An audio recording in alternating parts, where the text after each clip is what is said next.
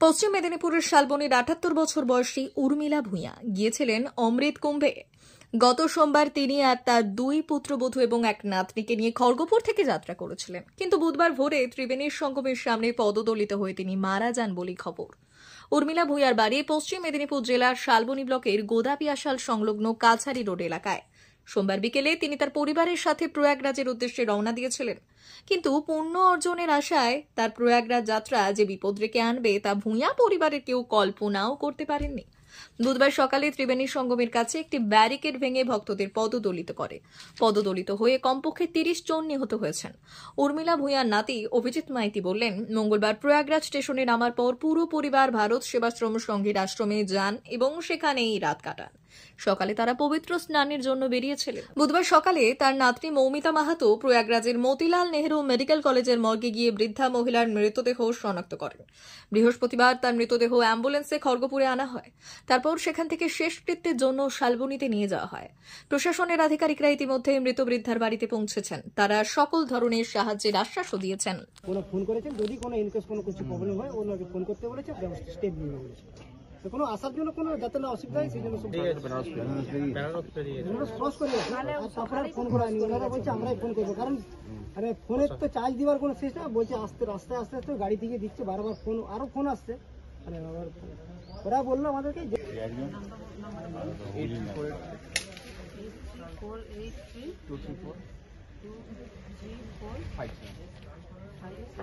जो मौत हुआ वो तो हमको अभी पता नहीं चल रहा है ना।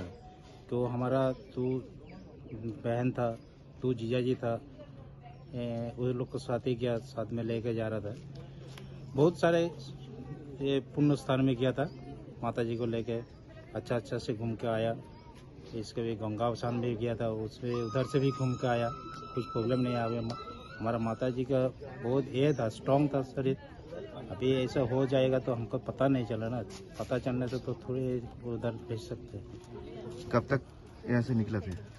यहाँ से सोमवार यहाँ से निकला था, और वो दिन रात मंगलवार मतलब रात को हम माता जी को जीजा जी के साथ बातचीत किया, जो कैसे है तो सब ठीक है।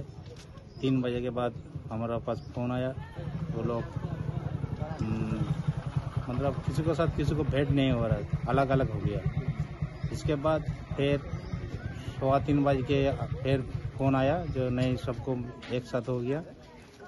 तो हमारा माता जी को नहीं मिला था, तो मिल जाएगा, सबको मिल गया बोला ऐसा। तो हमको हमारे साथ बात हुआ था। होने के बाद मैं तो हमारा काम में चला गया।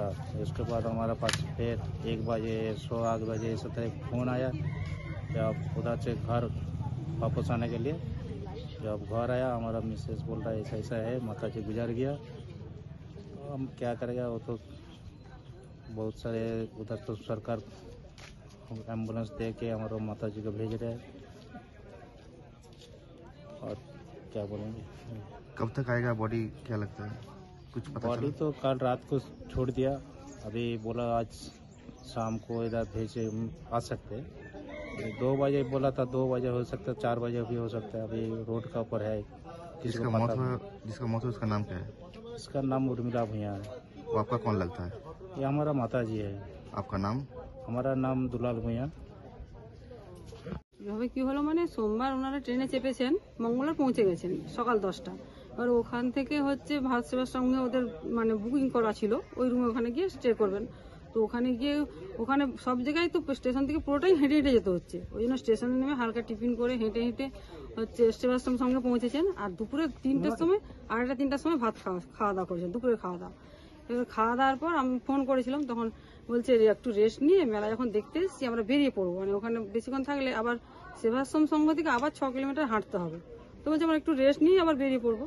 তো এবার সন্ধ্যের সময় 9টার সময় রাত্রে খাবার খেয়ে বেরিয়েছেন। আর সেবাশ্রম সংঘের মহারাজ উনি বলছেন সন্ধ্যাবেলা 1:30-2টা নাগাদ হচ্ছে স্নান করতে নিয়ে যাবেন। আর 1:30 থেকেই তো মানে যোগটা শুরু হয়েছিল, মৌনী অমাবস্যার যোগ। তো ওনারা ওইভাবেই মানে ওনারাই নিয়ে যাবেন, ওদের দায়িত্বে। ওরা গলায় হচ্ছে আই কার্ডও দিয়েছিলেন প্রত্যেককে, ওনাদের দায়িত্ব। এবার আমাদের যে 8 জন গিয়েছিলেন আমাদেরই নিজেদেরই আত্মীয় প্রত্যেকেই।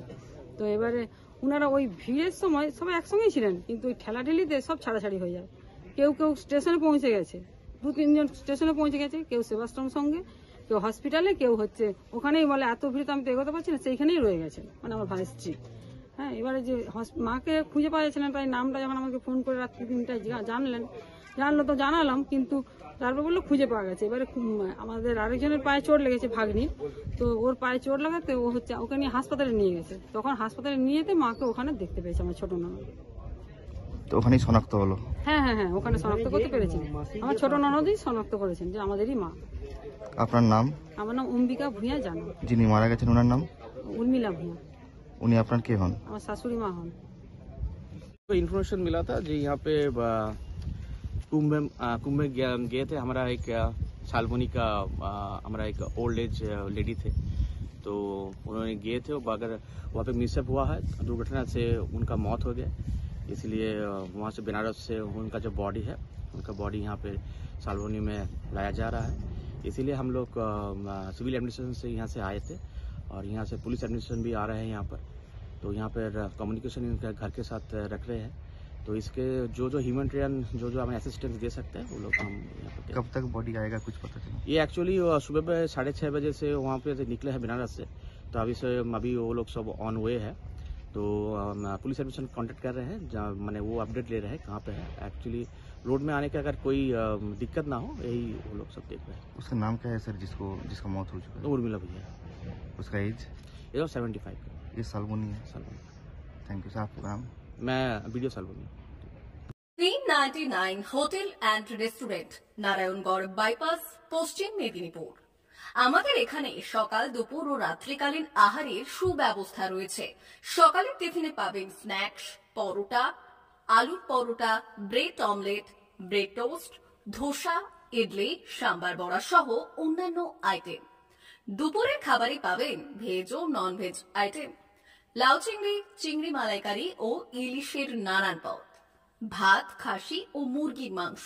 রাতের খাবারে থাকছে একাধিক ইন্ডিয়ান ও নন ইন্ডিয়ান সুস্বাদু ও সুস্বাস্থ্যকর খাবার। সুলভ মূল্যে ও পরিচ্ছন্ন খাবারের একটাই ঠিকানা, P99 hotel and restaurant, Narayangarh bypass, Narayangarh, পশ্চিম মেদিনীপুর। বিশেষ দ্রষ্টব্য, আমাদের এখানে সকল অনুষ্ঠানে খাবারের অর্ডার নেওয়া হয়।